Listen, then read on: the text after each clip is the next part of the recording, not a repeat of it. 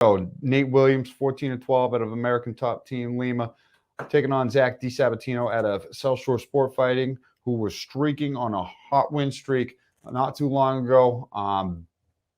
Came up short against Jacob Bone and now looking to bounce back into the win column. And he pulls the decorated wrestler with a great boxing background who has already accumulated some big wins over his professional career and has a win over Don Shanis at this very building as well.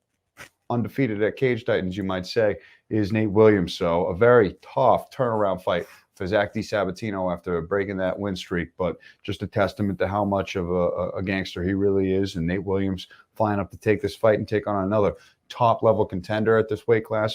Got to respect both guys, and it's going to be a banger of a fight. Can't wait to see nasty Nate Williams back in the cage as well. Exactly. You know, one thing that fans will tend to forget, you know, we talk about Chris Catarino, who's 4-4. We talk about Nate Williams, who's 14-12. Sage Philippe, who's 500. These guys that are 500, it's not due to skill level. It's the fact that they're going to promotions and fighting the biggest, baddest motherfuckers they have. They're taking the hardest out every time. They're taking on the guys that everybody says no to. They're the ones who show up, taking Don Shanis on a week's notice. You know, they're going to everybody's hometown and fighting them. So sometimes they win, sometimes they lose. Quite often, like a guy like Jacob Bond, these guys might be better than those ones that have the pretty zeros next to their name. It's just that that's the road that they took.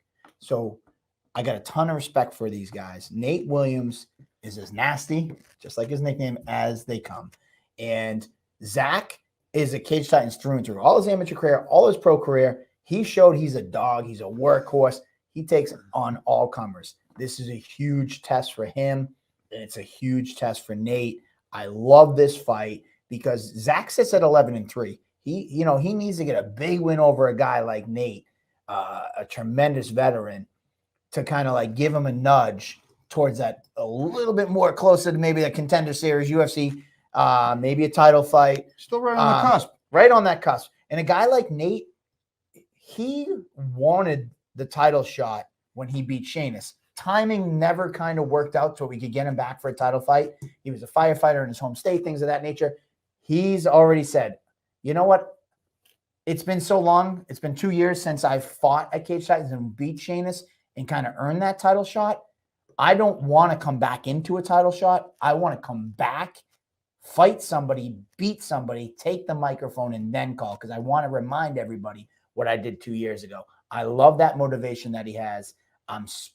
I couldn't have been happier. When we put this fight together, I called Andy. I was like, dude, I couldn't say no to this fight. I was like, this could main event a card, but It's the third fight on the card from the top. This fight's crazy.